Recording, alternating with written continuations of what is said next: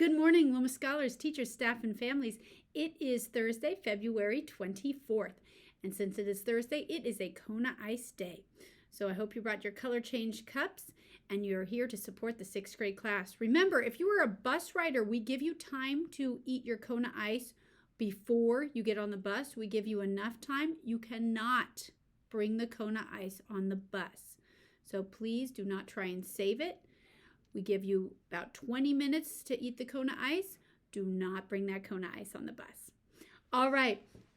And so now is our final segment in our Black History Month celebration this week. Please take a moment to watch. And on our final segment for this week on Black History Month, we're going to look at people whose courage inspired change. In 1959, police were called to a segregated library when a black 9-year-old boy tried to check out books and refused to leave after being told the library was not for black people. The boy, Ronald McNair, went on to get a PhD in physics from MIT and became an astronaut.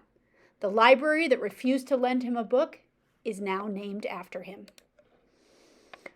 Before Rosa Parks refused to give up her seat on a bus in Montgomery, Alabama in 1955, there was a brave 15-year-old who chose not to sit at the back of the bus. That young girl was Claudette Colvin.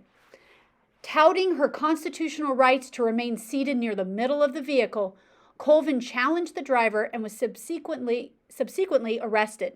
She was the first woman to be detained for her resistance.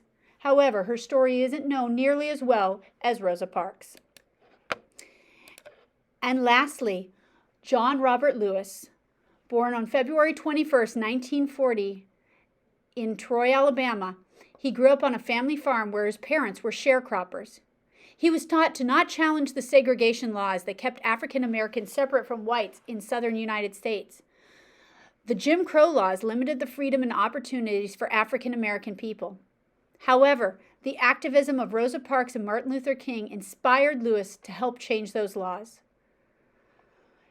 In 1965, Lewis led more than 600 peaceful protesters across the bridge in Selma, Alabama, in response to local violence against civil rights activists. The protesters were attacked, and more than 50 people, including Lewis, were hospitalized.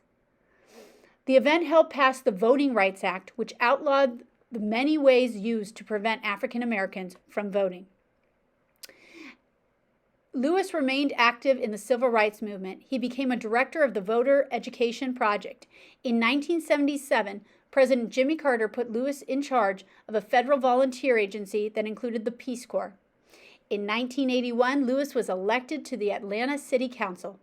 5 years later, he was elected to the U.S. House of Representatives. John Lewis died on July 17, 2020, in Atlanta, Georgia.